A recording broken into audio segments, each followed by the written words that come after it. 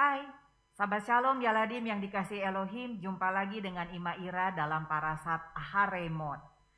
Ya, sudah 2 sahabat ya kita tidak bertemu karena kita waktu itu sedang menyongsong Hari Raya Pesak, Hari Raya Roti Tidak Beragi atau Hak Hamatsah, dan juga Hari Raya Buah Sulung Kebangkitan.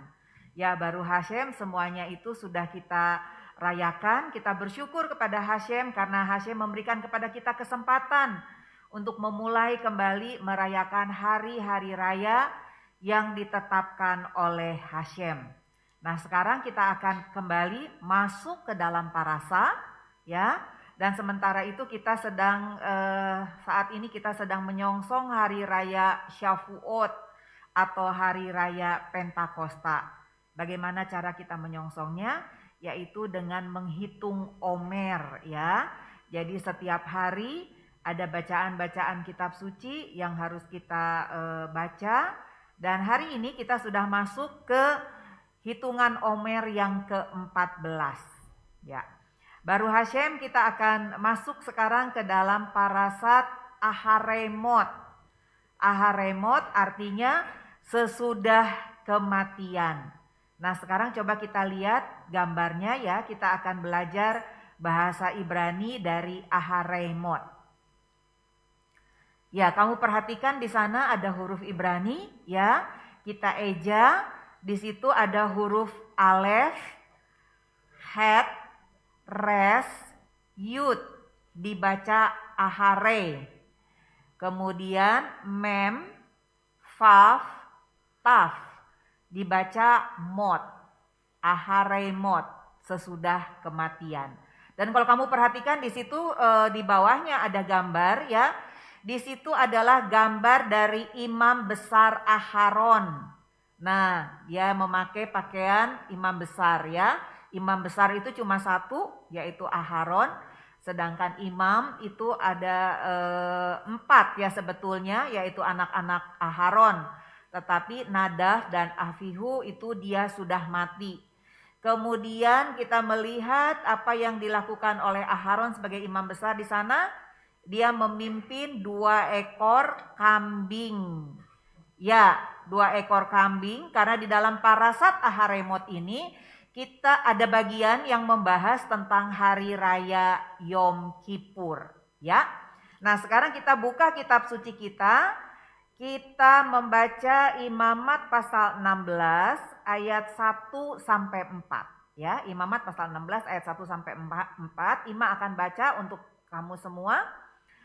Sesudah kedua anak Aharon mati yang terjadi pada waktu mereka mendekat ke hadapan Hashem, berfirmanlah Hashem kepada Moshe. Firman Hashem kepadanya, katakanlah kepada Aharon kakakmu supaya ia jangan sembarang waktu masuk ke dalam tempat kudus di belakang tabir, ke depan tutup pendamaian yang di atas tabut, supaya jangan ia mati. Karena aku menampakkan diri dalam awan di atas tutup pendamaian. Beginilah caranya Aharon masuk ke dalam tempat kudus itu, yakni dengan membawa seekor lembu jantan muda untuk korban penghapus dosa dan seekor domba jantan untuk korban bakaran. Ia harus mengenakan kemeja lenan yang kudus dan ia harus menutup auratnya dengan celana lenan, dan ia harus memakai ikat pinggang lenan dan berlilitkan serban lenan. Itulah pakaian kudus yang harus dikenakannya sesudah ia membasuh tubuhnya dengan air. Ya Ladim yang dikasihi Elohim, dari apa yang sudah kita baca, kita bisa mendapatkan gambaran kenapa Nadav dan Avihu, anak-anak Aharon itu mati. Ya, karena tadi disebutkan bahwa di dalam miskan itu ada bagian-bagiannya. Ada 3 bagian. Yang pertama itu adalah pelataran, adanya di luar. Mungkin bisa ditayangkan ada gambar miskan. Ya, nah ya, kamu bisa gambar ini bisa menolong kamu. Nah, di paling luar itu disebut pelataran. pelataran ini di dalam pelataran ini ada mezbah bagi orang-orang Israel untuk mempersembahkan korban dan juga ada bejana pembasuhan. Lalu bagian depannya di dalamnya itu ada ruang kudus ya, dan di bagian dalamnya lagi itu ada ruang maha kudus. Nah, di Imamat pasal 16 ayat 1 sampai 4 yang tadi sudah kita baca, Tuhan memerintahkan bahwa tidak boleh sembarang orang masuk ke ruang maha kudus. Hanya Aharon saja sebagai imam besar yang diperkenankan oleh Hashem untuk masuk ke ruang maha kudus. Ya, dan waktunya juga tidak boleh sembarangan. Tuhan menetapkan hanya 1 kali dalam 1 tahun, yaitu pada hari raya Yom Kippur. Kamu masih ingat hari raya Yom Kippur itu kita rayakan setiap tanggal berapa? Bulan apa? Iya, pinter Om Yusak ya. Jadi kita merayakan Yom Kippur setiap tanggal 10 bulan Tisri. Ya rupanya anak-anak Sahabat School-nya ini nggak ada ya, cuma ada Petra aja ya. Yang lainnya, oh ada Efraim juga ya. Tapi yang jawab keduluan ya, Petra sama Efraim ya, keduluan Om Yusak ya. Ya, jadi kita merayakan Yom Kippur itu setiap tanggal 10 Tisri. Nah demikian juga Hashem memerintahkan Mose untuk memberitahukan Aharon, hanya dia yang boleh masuk ke ruang maha kudus ya. Dan ditetapkan tanggalnya setiap tanggal 10 Tisri, yaitu pada hari raya Yom Kippur. Nah kemudian Aharon itu dia sebelum masuk ke ruang maha kudus, ada hal-hal yang harus dia siapkan. Apa yang harus dia siapkan? Pertama tentunya dia harus membaca Torah. Ya, dia harus membaca Torah mengenai hari raya Yom Kippur. Jadi supaya apa yang akan dia lakukan nanti di ruang maha kudus itu tidak salah. Ya. Nah, kemudian sesudah itu tadi kita membaca Aharon juga dia harus mempersembahkan korban. Yang yang pertama adalah lembu jantan muda untuk korban penghapus dosa dan seekor domba jantan untuk korban bakaran. Ya, jadi ini luar biasa. Karena kita tahu miskan itu adalah sebagai gambaran ya, gambaran dari kerajaan Elohim yang ada di bumi. Kamu masih ingat dalam parasa-parasa sebelumnya bagaimana Hashem memerintahkan Moshe untuk membuat miskan? Itu semuanya itu di ukurannya, bahan-bahannya, ya, orang-orangnya juga itu semua ditetapkan oleh Tuhan. Tidak boleh ada yang meleset seperti itu ya. Jadi miskan itu gambaran dari kerajaan Elohim yang ada di bumi. Kemudian ruang maha kudus itu adalah sebagai gambaran dari tahta Hashem yang ada di bumi.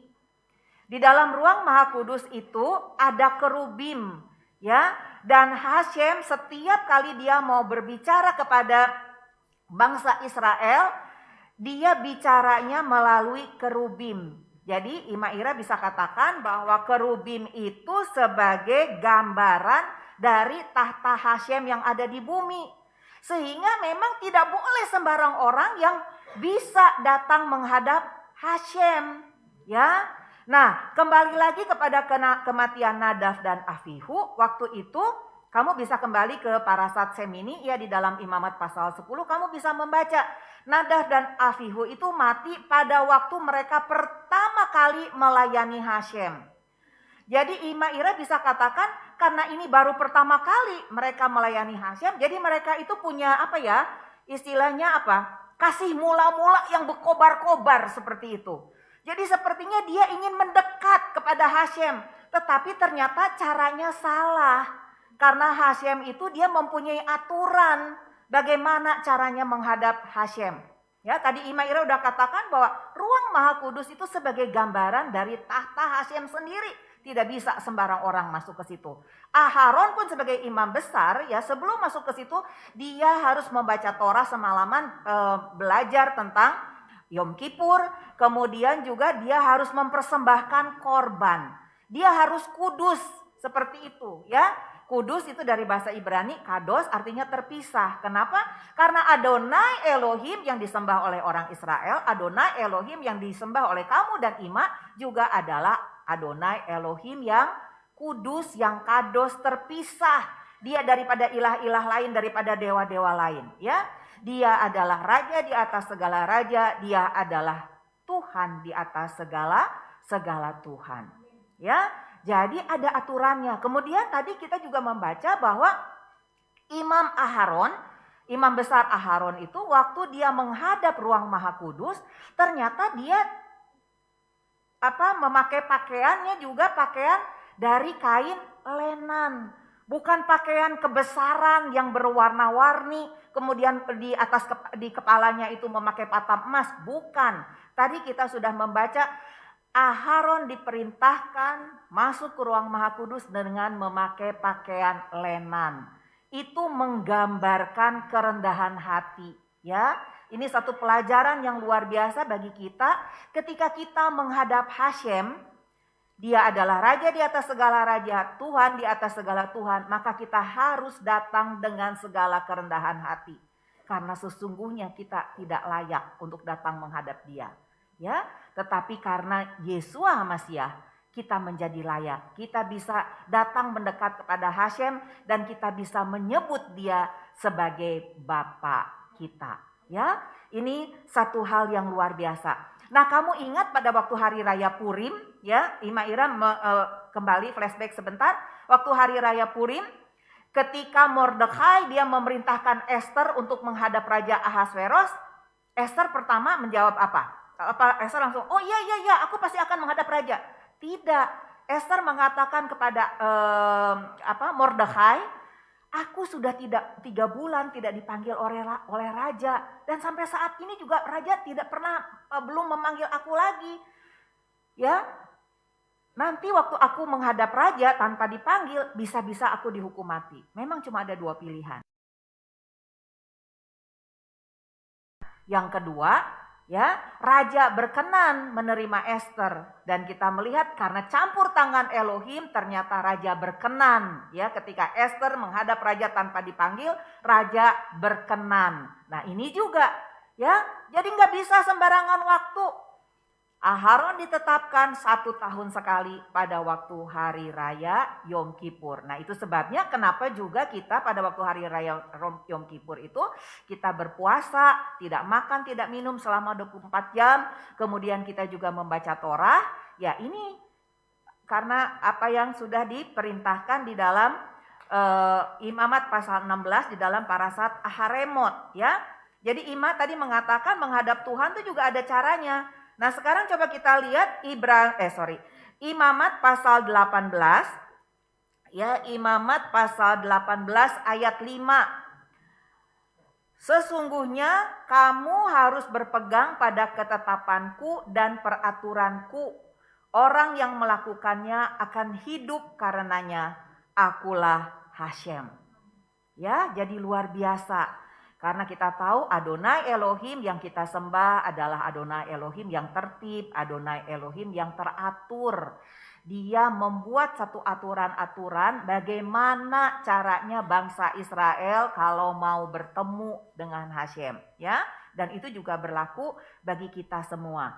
Jadi meskipun kita itu mempunyai cinta yang berkobar-kobar kepada Hashem, kita tetap harus melakukannya itu sesuai dengan ketetapan, sesuai dengan perintah yang ditetapkan oleh Hashem sendiri.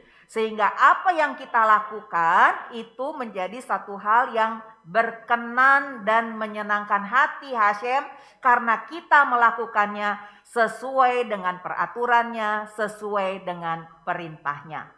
Ya, nah sebagai ayat hafalan tadi Ima Ira sudah katakan menyinggung ayatnya yaitu Imamat pasal 18 ayat 5.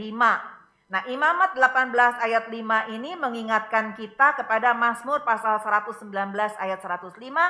Firman-Mu pelita bagi kakiku dan terang bagi jalanku. Ya, nah tanpa firman Tuhan, tanpa Torah, kita akan kehilangan jalan. Tetapi kita bersyukur kepada Tuhan, Tuhan memberikan Torah kepada kita, ya, sehingga Torah itu menjadi pelita bagi kita dan menerangi jalan kita. Kol hakavot, Shabbat Shalom, Yeshua HaMashiach memberkati.